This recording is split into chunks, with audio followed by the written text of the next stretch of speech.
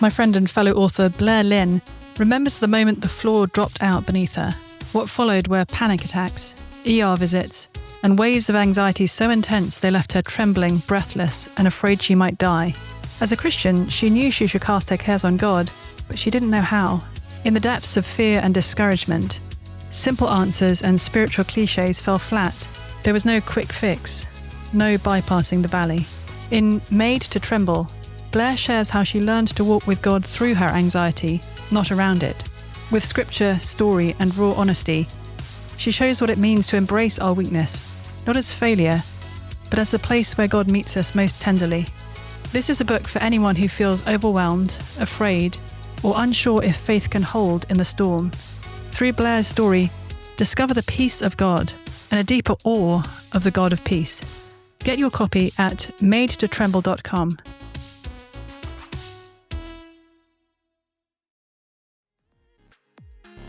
The Sing hymnal, from award-winning hymn writers Keith and Kristen Getty, is a rich collection of classic and contemporary hymns created to deepen worship, foster unity in the church, and proclaim the hope that we have in Christ. Alongside beloved hymns, you'll also find psalms paired with songs, liturgical readings, and helpful indices, making this hymnal a lasting resource for families and congregations alike. Pick up your copy wherever books are sold, or get 30% off at crossway.org/gettyhymnal with a free Crossway Plus account.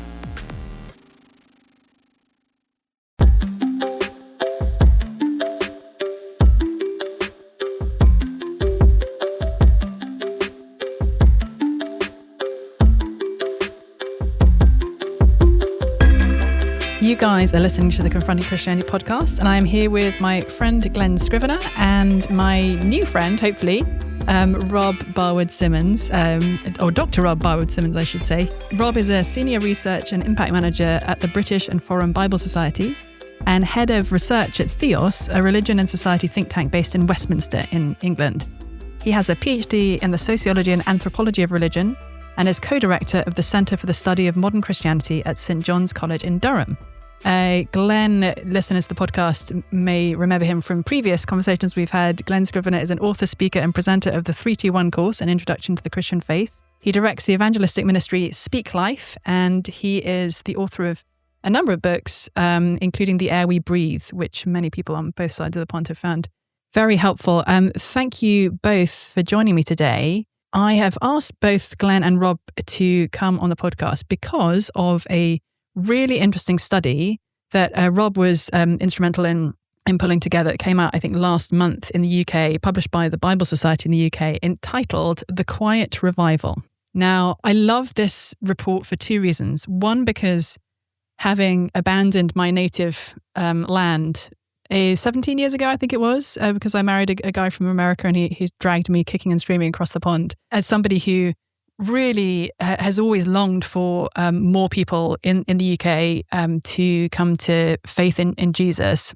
Sort of grieved my heart to leave the UK for the US all those years ago. And so I watched with very keen interest what's sort of happening in terms of Christianity in my native homeland. And the other reason this report delights me is because of the title. I love, if Brits are going to have a revival, they're going to do it quietly. There's something sort of wonderfully British, like queuing for the Queen. If we do a revival, we do it quietly and in an orderly fashion.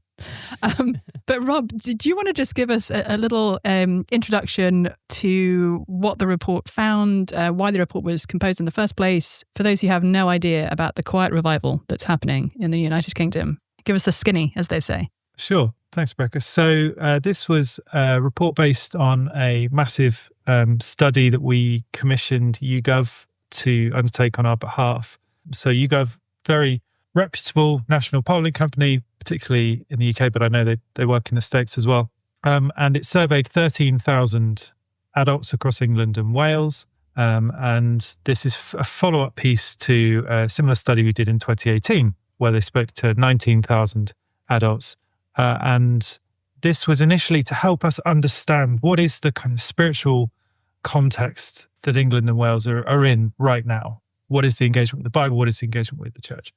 And when this data came in for 2024, so we last ran it late last year, we were blown away, really. So the three main headlines were, firstly, that church-going is soaring. and it's particularly rising among Gen Z in the American terminology. Gen Z, as the Brits say, I believe. Gen Z, absolutely. So that's number one. Beyond that, though, there is also a significant spiritual openness developing across the wider population, again, particularly among these young adults. But finally, the third piece, which is really interesting that comes through, is we see that church-going has a measurably positive effect on individuals and on their communities.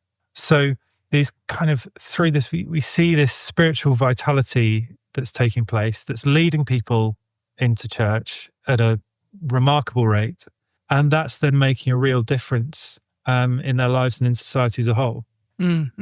So, Rob, give us just a snapshot of the statistics there. When you say a significant change in rates of church attendance, especially among the young people in the UK, give us a couple of statistics on what that looks like. Yeah, so in 2018, when we asked, we found that around 8% of adults said they were both Christian and attended church at least once a month. That's now risen to 12%. And among younger adults, in 2018, it was down at 4% of under 35s were in church at least a month. That's now risen to 16%. And one of the other key things that's happened is it's actually even more significant among young men. So for a long time, there were kind of two pretty solid presumptions around the church, particularly in Britain. One was that it would be in a state of inevitable generational decline. It might, plateau out. It's not to say it will vanish completely, but you generally see younger generations less and less engaged. And the second was that women were more spiritually engaged and engaged in the church than men were. And both of those really have been blown wide open by this. So we do see a rise, and a significant one, among young women. They're not leaving the church. They're coming to the church, but they've been overtaken by young men. And so we're kind of seeing this reshaping of what the church is. And it's no longer on a kind of steady single line of decline, but actually maybe those Gen Xers are kind of the low point of church engagement, and the younger generation are starting to signify something different. Yeah, so much to unpack there, and I'm going to call on Glen in a second from his perspective. But for those who are listening and don't spend as much time as either Rob or Glen or myself looking at statistics about church attendance in any parts of the world, the UK is dramatically less church attending than the US, sort of on average. So I think church attendance in the US is more like in the sort of 30s%, and probably even higher when it comes to monthly versus weekly. But seeing even from the embers, as it were, of the church in the UK, seeing in just 4 years, 6 years, just 6 years, this kind of, dramatic would not be an overstated kind of way. Even the Brits might say, dramatic increase in the proportion of people going to church, the proportion of young people in particular going to church. What was it, a 4x increase from sort of 4% to 16% among Gen Z is pretty remarkable. Absolutely. And I think it's worth saying, it is coming from that lower base in the States. And I remember seeing one comment off the back of this from when it was shared by an American religious esthetician, someone saying, I didn't realize church going was that low in the UK. And obviously, compared to the American context, it is still lower. But again, that taps into this kind of presumption around Christianity in the West, that maybe America is this slightly strange beacon of continuing engagement in Christianity, but Western Europe in particular, but other parts of the Anglosphere perhaps, are kind of on their way to kind of ongoing decline and will never really reach that height. So again, to see this sharp rise in a country which was kind of presumed to be leading the way on de-Christianization, I guess, in that way, is really, again, shakes up the narrative of what was assumed to be the case. Yeah, I think one stat that's quite interesting in the combination and the comparison between the UK and the US is there are more ex-evangelicals, self-identified ex-evangelicals in the US than there are evangelicals in the UK. Well, that's a cheery thought, Glenn. I usually count on you for all the positivity around here. The only way is up from here, yeah. Listeners who haven't listened to me and Glenn yapping before may not know, but Glenn and I met, I think we originally met in what Americans called seminary, what we Brits, or what Rob and me as Brits would call theological college. Glenn is an Australian transplanted to the UK. I'm a Brit transplanted to America, and Rob is a Brit sticking in the homeland. Glenn, I'd love your thoughts as somebody who, like me, has sort of been banging the drum for sharing the gospel for a few decades at this point. I'd love your thoughts on, when you saw this report, were you surprised by it, or did it align with some of what you're seeing on the ground as someone who's sort of knocking on people's doors and telling them about Jesus? Maybe not quite literally. Well, maybe literally, but at least... Certainly our church does, and we get around the doors of our little parish church in the Church of England, where we are on the south coast of England. But I think this report was both shocking and non-shocking at one and the same time. From one point of view, it is stunning, and it's a real rebuke even to me as a Christian. I'm used to the secularization thesis. I'm used to thinking that church decline is inevitable, that the ratchet only goes in one direction. And so I was rebuked in the best possible way that the church can grow. And it's stunning when you think, the difference between 2018 and 2024 is times 4 of 18 to 34-year-olds, but it's times 5 of male 18 to 24-year-olds, going from about 4% in 2018 to 21% of male 18 to 24-year-olds self-report as going to church at least once a month. That from one point of view is utterly stunning, but it also makes me and everybody I know go, oh, well, that explains why there's that guy, that guy, that guy, that guy, and that guy who have been showing up to our church in the last 12 months, and they've bought a Bible from Amazon, and it was a King James Bible, and they started, there was a guy last year, and I said, so you ordered the Bible from Amazon, and then he got stuck in Leviticus, and so he decided to come to church to see if there was anybody who could help him with Leviticus. And I was like, what translation are you reading? He was like, oh, the old one. I was like, do you mean King James? He said, yeah, that's the one. I said, and where did you start reading? He was like, Genesis, obviously.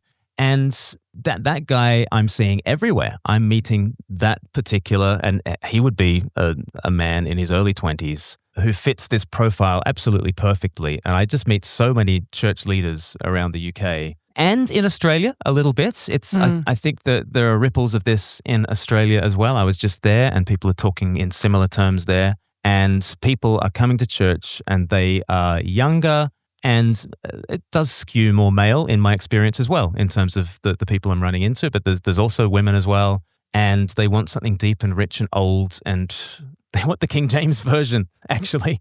And they want churchiness in their church, and they come with great eagerness and almost zero background knowledge. So it's just an interesting challenge at the moment. Yeah, so this is interesting. So I'm perched here in Cambridge, Massachusetts, on just about in America, but as close to England as I could get. In the negotiations with my husband, well, he was happy to be here as well. But being where I am, as close to England as you can be while still being in America, and that's true. Geographically, it's true culturally, and it's also kind of true spiritually in the sense that the Greater Boston area is one of the least churched regions of America, and what I've been seeing in the last couple of years has been, for sure, an increase in spiritual interest and openness. We've been seeing multiple people in that sort of age range showing up at church, basically saying, I've tried everything else. I've tried tarot cards, I've tried crystals, I've tried sleeping with men, I've tried sleeping with women, I've tried meditation, I've tried yoga, I've tried strange sort of rituals of various kinds. I've tried being an atheist. I've tried, I've tried all the things, and nothing seems to work and really satisfy and be real. And so here I am to sort of try Christianity. I think actually I've seen more women than men. Like, not this is entirely purely anecdotal and sort of localized, but it's not surprising to me to hear there's an upswing in that generation. It's not obvious to me from my immediate just experience here that that's disproportionately men versus women. Rob, do you want to give us a little more colour on the details here? So we've had some of the demographic breakdowns, and I think you've been talking about people going to church at least once a month. Did the survey give more details on weekly attendance, on the kinds of churches people are going to? Are there any sort of texture there that we should be paying attention to as well? Yeah, sure. I just wanted to follow up quickly on what you guys have been talking about there, because it's interesting. Like, anecdotally, a lot of what we've been hearing as well is, as Glenn said, kind of people saying, "Oh, this makes sense now." And even, when I was sharing it internally, a member of staff came over and went, "Oh, now you mention it." We had 2 19-year-old guys get baptized last week who previously hadn't. So those kind of shifts happening over time, but maybe people pass people by, but when it's put in front of them, it makes sense. But yes, so the data, as you say, we classify church going in our data set as someone who identifies as Christian and attends at least once a month. But the majority of people, 80% of our churchgoers, actually say they attend at least weekly. Now, we know that, a decent chunk of those might actually be going 3 weeks out of 4 or things like this, but they're aiming to go weekly. So the majority are still at that kind of regular engagement end. In terms of denominationally, we're seeing a particular rise in those who identify as Catholic and those who identify as Pentecostal. So among particularly younger people, there's been this enormous rise with Roman Catholics now making up 41% of young 18 to 34-year-old churchgoers, and only 20% are Anglican. And obviously in the English context, that is kind of quite radical in itself. The Church of England is the state church. But we're seeing this rise kind of across the board in Catholicism, but also in Pentecostalism. So nearly 1 in 5 young churchgoers now are attending Pentecostal churches. And we are also seeing rises that are slightly smaller, slightly harder to kind of nail down across a range of other denominations. But it's worth pointing out there that the overall pie, as it were, of churchgoers has increased significantly. So with Church of England, their share of the pie has shrunk. But the pie is bigger. But the pie is bigger, yeah. But yeah, so there's particular rise, maybe at what you might see as kind of 2 ends of the tradition spectrum of Catholicism. And we're also hearing about it in Orthodoxy as well. But they're starting from a much lower base in England, so it's harder to track. Catholicism and Orthodoxy and at the other end, Pentecostalism, both on a significant rise. Yeah. It's interesting. So I go to a little Southern Baptist church in Cambridge, Massachusetts, which, it's sort of surprising to people that there would be such a thing in Cambridge, but there is. And we saw this past Easter more people at our church than we've ever seen on any Sunday before in the history of the sort of 20-odd year history of the church. And so I started asking around, people in the UK and in the US, whether that was the case for their church as well. And I heard time and again from people, yes, more people than they ever had before, more people than they ever had before. Yeah. My brother, who attends a Catholic church in Cambridge in the UK, he said that at their Easter service, they had 10 adult baptisms and 22 confirmations, which, wasn't the norm. Or I was talking with a pastor just this past week who pastors a church also in New England, and he said in the last several years, they've had typically about 20 baptisms per year, and this past year they had 50-something. And they weren't doing anything different. It just sort of, people, the fish were jumping into the boat, as it were. Glenn, I'd love your thoughts as someone who is, in fact, an Anglican, at least last time I checked. Keep checking, though. I'll keep checking. I'd love your thoughts on this sort of surge among both Catholics and Pentecostals who, for those less familiar with sort of church styles, would be very different kinds of styles. I'd love your thoughts on why those two groups might be surging more, and what do Anglicans have to bring to the table in amongst all of this? Yeah, it is fascinating that if you meet a young churchgoer in Britain now, they are twice as likely to be Catholic as they are to be Anglican. And they're just as likely to be Pentecostal as they are to be Anglican. So that's just very different. It's very different from in 2018 even. And one factor, I guess, that we can get into later would be immigration, as to why Roman Catholicism and Pentecostalism would be so popular. But another factor, and I think a very significant factor that we can all learn from, is that there is a common denominator between a Roman Catholic church and a Pentecostal church. It is decidedly churchy in different kinds of ways. That you go into a Pentecostal church and there is an unashamed spirituality, there is an unashamed differentness to the culture, and that they are not seeking to be just like a TED Talk, with biscuits at the end, and like they are being unapologetically, unashamedly different. To use historian Tom Holland's phrase, like church be weird, right? Yeah. And I don't mean that in a pejorative sense. I mean that in the very best sense. Why would you go to church if it's not going to be churchy? And I think both the Pentecostals and the Roman Catholics get that in very different ways.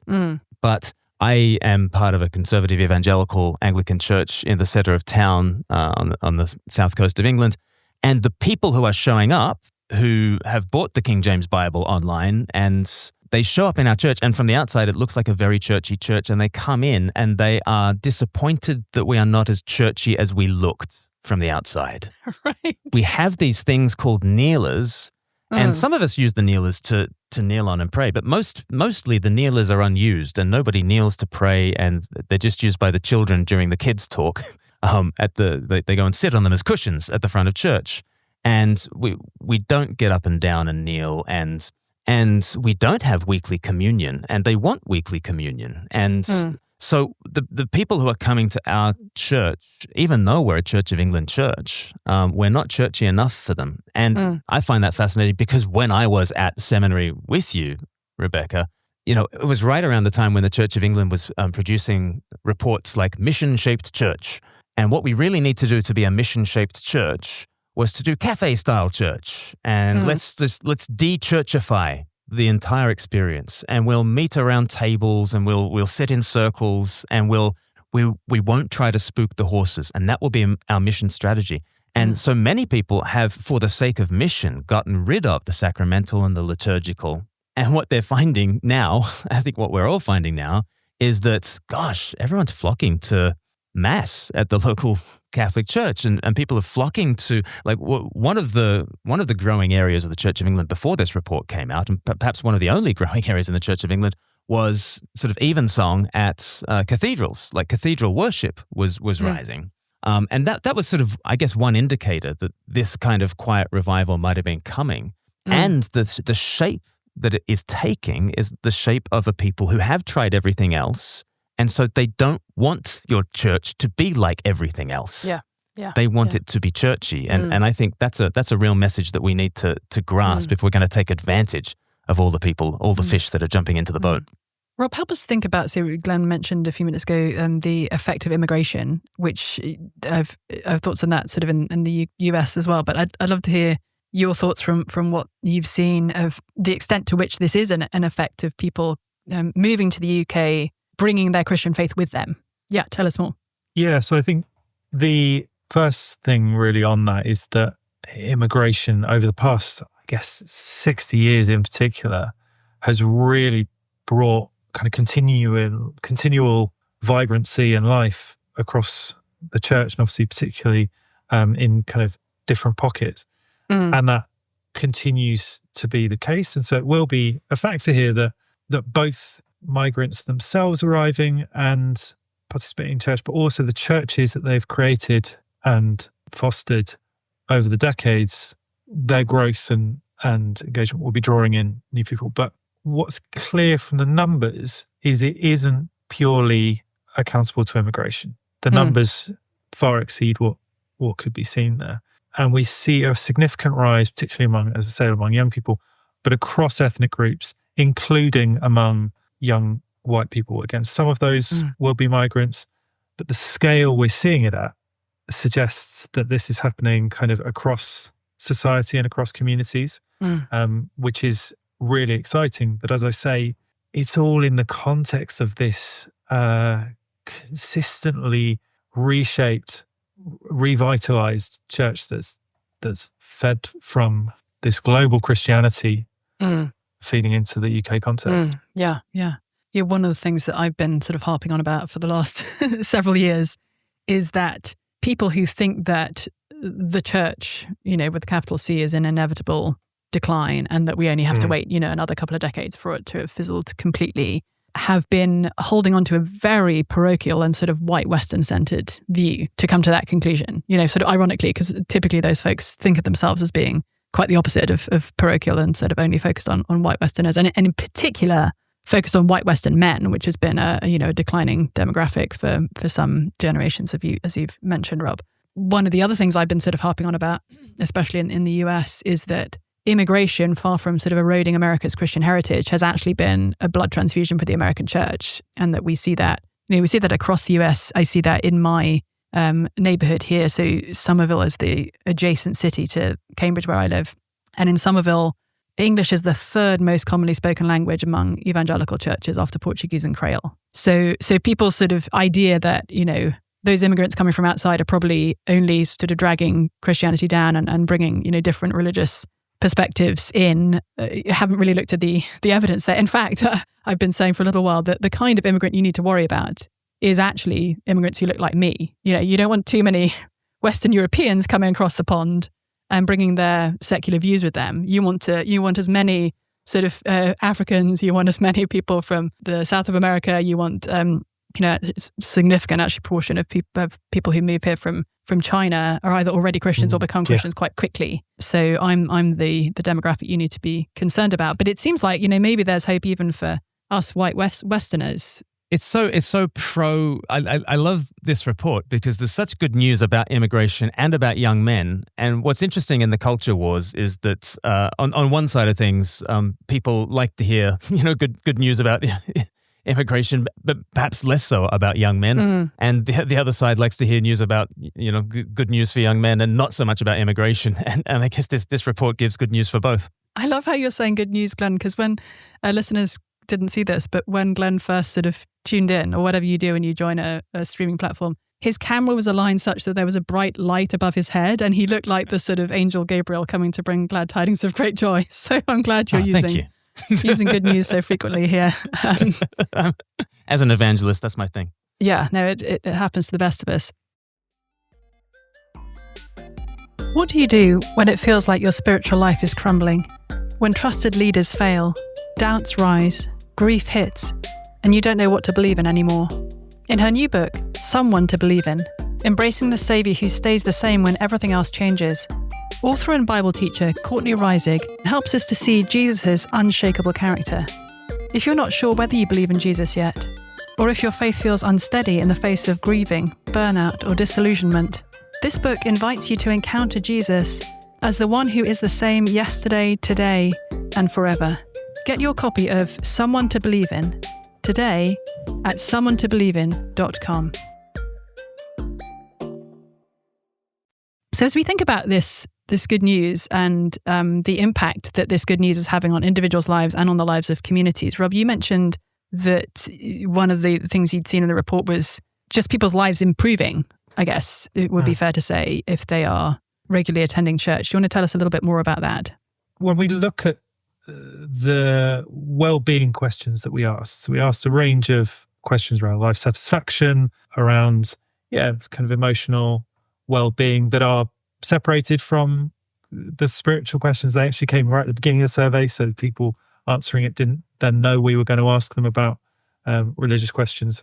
We see that those who later came to fit within our church-going category, churchgoers are significantly more likely to say they feel happy with their lives feel meaningful, that they feel hopeful about the future, and that they feel more connected to people in their local area. But also they're significantly less likely to say they frequently feel anxious or depressed. And again, we see this particularly with younger adults. And we see that, two of the really big talking points around the young generation at the moment are around loneliness and isolation around young men and mental health struggles of young women. And in both cases, we see that church going is making a really significant, measurable impact on people's lives. Now, that continues to be a live struggle within the church, of course. And, you know, we see that 44% of young churchgoers saying they frequently feel anxious or depressed needs to be a really significant focus for the church. But that is much lower than it is outside of the church. Yeah.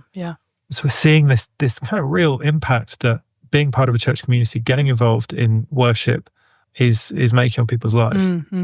Yeah, I mean, again, I think this is so against the narratives that, you know, I've been hearing for decades from folks, you know, from the new atheists of the early 20s, the early 2000s onwards, that religion is probably, if anything, bad for your mental health, and, you know, is only going to be making you more miserable and depressed and lonely and all the things. I've got a little book coming out in September titled How Church Could Literally Save Your Life, which is looking at the well-established relationship between better mental and physical health and regular religious participation, which, you know, there's a whole load of data coming out of the Harvard School of Public Health that's demonstrated that in recent years. And so sort of turning that narrative a little bit upside down, it's encouraging to hear that this works in the UK as well as in the strange climb of the US. Glen, I'm curious for your thoughts. So you're someone who spends time both in urban centres in the US, in the UK, and in more kind of rural areas. I'm curious if you have any reflections on that differentiation, and also on maybe any differentiators you're seeing between people who are more highly educated versus people who are less highly educated, whether there's been any kind of visible differences there. I'd be fascinated to know what the survey results say. And anecdotally, I would say it is uneven in terms of what people are experiencing. I've got a good friend who is also on the South Coast, next to Southampton. At Easter time, an evangelist came and preached, and 120 people made first-time professions of faith this Easter. 120 people at his church. And what a regular church leader hears when they hear that is usually fantastic. Hallelujah, praise God. I wish I saw it here. I'm not seeing that, you know. Yeah. And so we will see an uneven spread of where this is happening. And anecdotally, I'd love to know if this is the case statistically or not, but anecdotally, I am seeing this as more of an urban thing. I haven't myself noticed that it's more of a graduate level, tertiary educated kind of a thing or not. Certainly the people who are showing up in our church, very few of them have degrees. All of them are quite thoughtful, which is different from tertiary educated. Yes.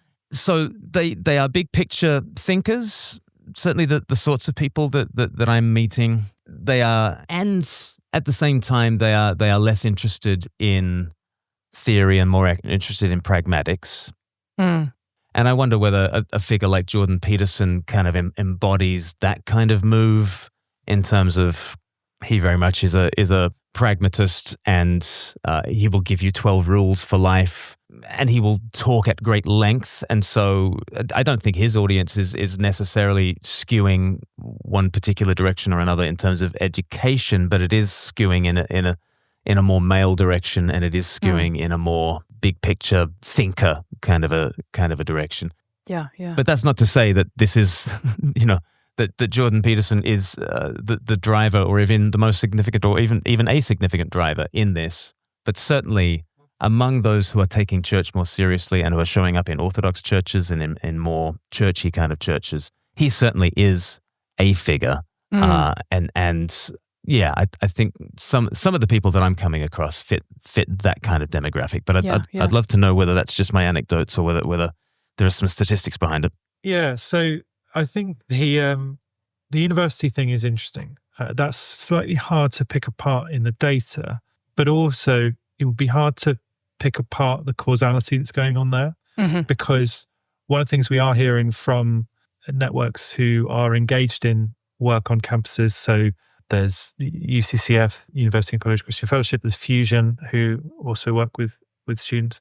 They're telling us, and they have been in advance of this, that they're seeing more interest, more engagement than they've ever seen. We're hearing of one university who had to restart their regular student Catholic mass because there was more interest in it than there had been for decades, and these kinds of things.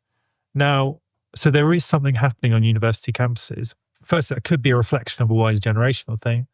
But secondly, it could be, if there is something going on in this generation, you've then got a space on university campuses where you've got thousands of them gathered together to kind of explore this and go through this, have these conversations maybe in the dorms or just over lunch or whatever, that then kind of snowballs into something bigger.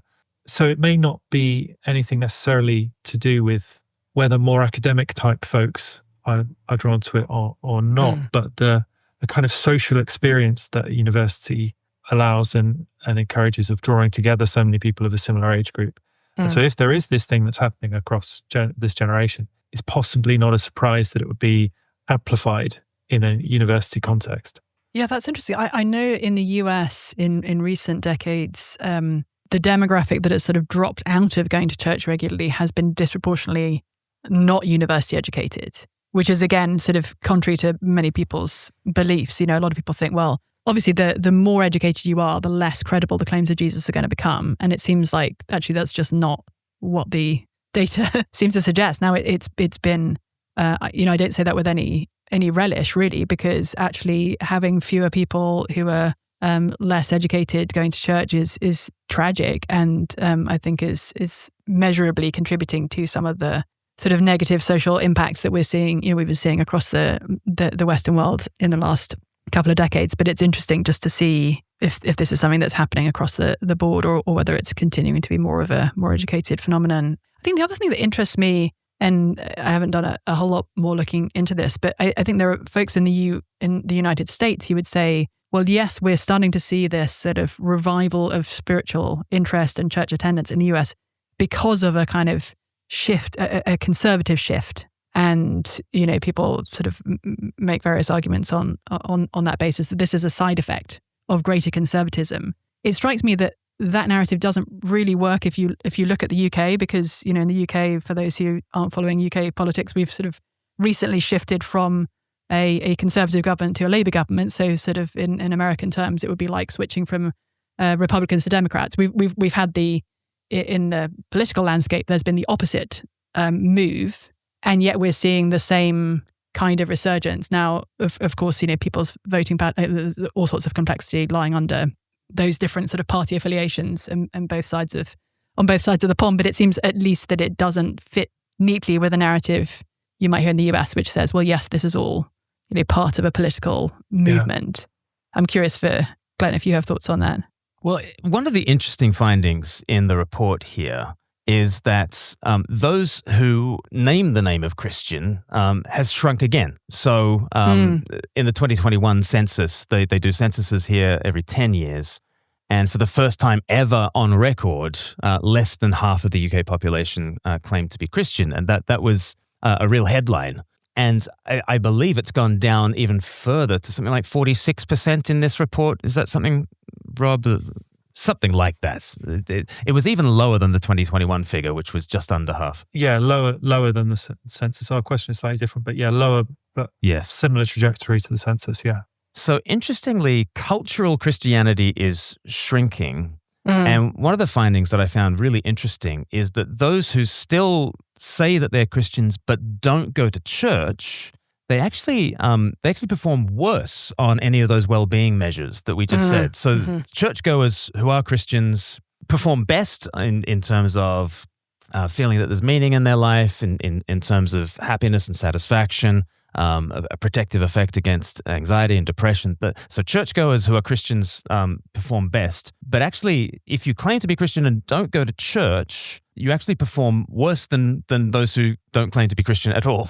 They have significantly worse outcomes in life satisfaction and well-being. And that's interesting to me. If the argument is we need more cultural Christianity because that just warms up the culture, ready for the real thing, well, you've got this counter-argument, I think. And the counter-argument here is that actually a nominal Christianity without any investment in Christian life might actually make you worse off. And so there are definitely benefits to people talk about the vibe shift, okay? And if Joe Rogan, he drops into conversation that he's going to church, there is definitely something about that being in the air that makes it more plausible for your non-Christian friend to say, you know what, I'm going to give it a go. If Joe Rogan can try out church, I can try out church. There's definitely something to the vibe shift. And I'm noticing it in my neighbors. A neighbor 4 doors down said last year, I'm going to start taking my family to church because I feel like Christianity has been so important for our culture, but I don't know the first thing about it. And when he said that, it was in the presence of another neighbor who then said to me, yeah, I should probably go too. And it was that response from that second person that really interested me, because the sense of, yeah, I probably should go to church is the sort of thing that I don't think he or most of my friends or neighbors would have said like 5 or 10 years ago. So I think there is a vibe shift. I just wouldn't tie it to politics, and I wouldn't necessarily tie it to cultural Christianity as something that's necessarily helpful for evangelism. I think there's two things as well for your American listeners that are really useful to know, I think, in the context of church and politics over here. One is that the churches are a lot less politically polarized and publicly politically polarized than they are in the States. And I remember when I visited Boston actually a few years ago, and finding it fascinating that kind of every church would have a flag outside it, and it was either kind of a Stars and Stripes, or it was a Pride flag, or a Black Lives Matter flag, or something along those lines. Not in the urban area. Like, that may be true in the suburbs. It's definitely not true in the urban areas now. There'll be the Pride flags, but there will not be the American flags out of every church building. No, not. But as in, there was an indicator outside the churches of kind of where that church stood, as it were, politically. And obviously this is from me wandering around as a tourist, and I maybe across various cities however many years ago. But that's the thing that struck me. Whereas, and certainly the sense we get from the outside is that churches in the States are more comfortable with aligning themselves with explicitly political causes. And in the UK, it's a lot softer on that. And obviously churches will have their leanings, but in terms of party affiliation particularly, it's far softer. And as a result, or connected to that, the second point is we see far softer correlation between someone's religious attitudes and their voting habits. And what are typically maybe understood as religious causes, as it were, are not distinctively high among Christians. Whereas in the States, they might be more likely to be driven by topics that are of particular interest to the church. That is a lot softer over here. So that's why, again, I think the trend, the driver will be something different. As Glenn said, those things are not quite as connected over here as they are maybe in the States. Yeah.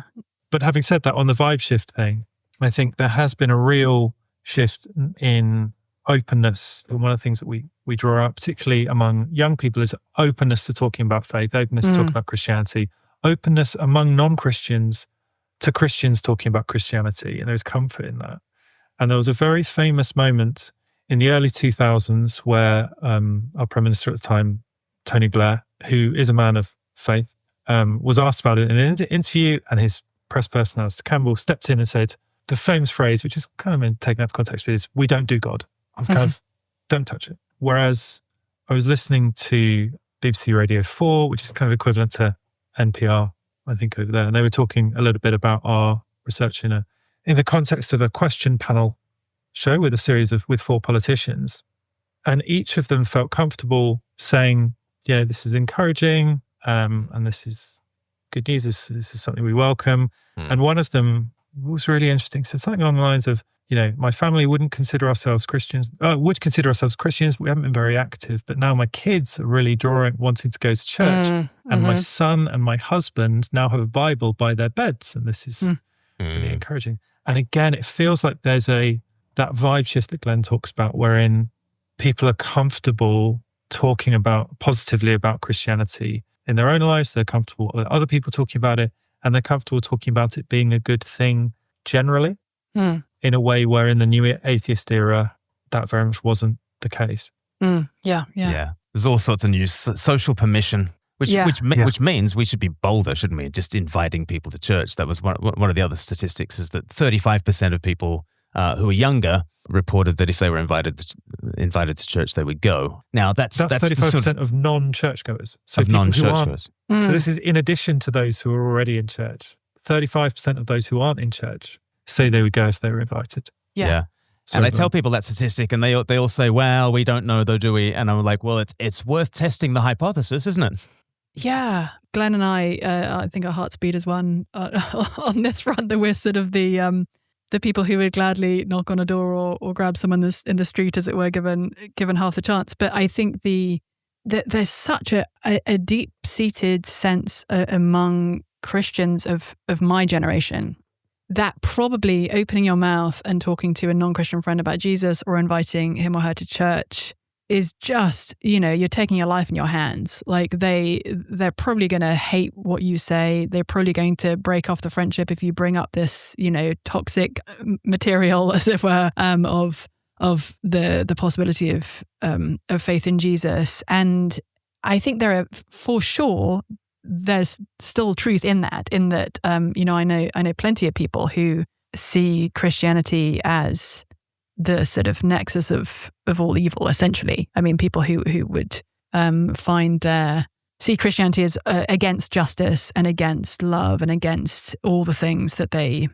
deeply care about. At the same time, and sometimes in the same people, there is, I think, a palpable spiritual hunger and a sense of, I'm missing something in, like, my life looks fine from the outside, but there's something missing here, or I'm really struggling with loneliness and isolation and a sense of purposelessness. And you seem to have community and purpose and like love and relationships. And this may be a topic for another conversation. I think one of the most striking and beautiful things that church communities have to offer right now is sort of intergenerational friendships. Yes. Which it's so hard to find in any other context. But, I have multiple people I'm close to who are 20 odd years younger than I am, who, come to me for advice and comfort and food and whatever, but like just having relationships with people, which it's come to the point where for me, it just feels very normal. But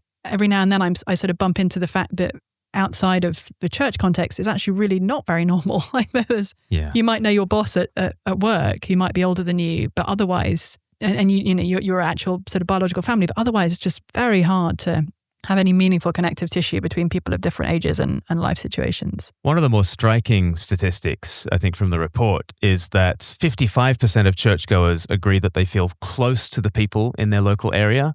Only 28% of non-churchgoers do.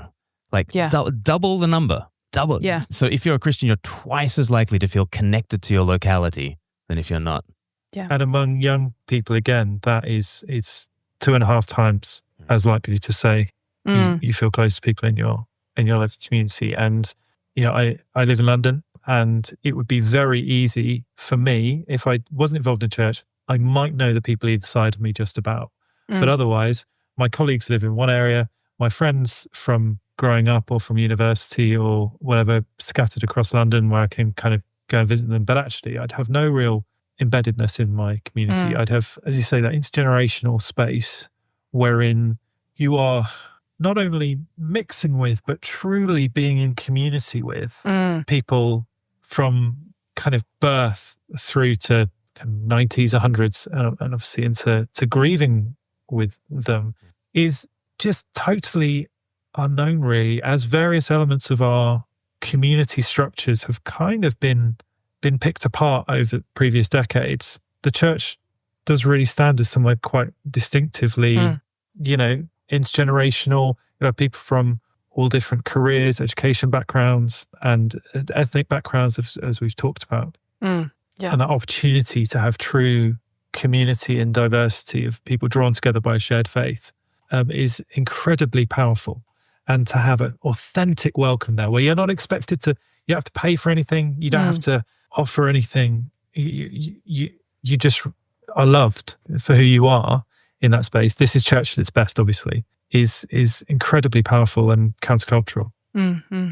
Glen, I'd love for you to round out our time maybe with a few words for if somebody's listening to this conversation and thinking, I'm not someone who's has a regular practice of going to church. I don't know how I would necessarily identify myself religiously, but I'm kind of curious. I'm surprised to hear of this quiet revival among those polite folks across the pond if they're based in America, or if they're seeing it around themselves in the UK. I'd love to hear your sort of parting thoughts for somebody in that situation, Glen, of what is the Christian message about? Firstly, is it just about sort of going to church and doing something, a little bit weird? Or is there something more there? And what might you encourage them to do?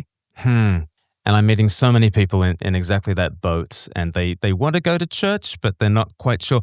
So many people say to me, I feel like I would be a hypocrite if I show up in church because I don't yet believe.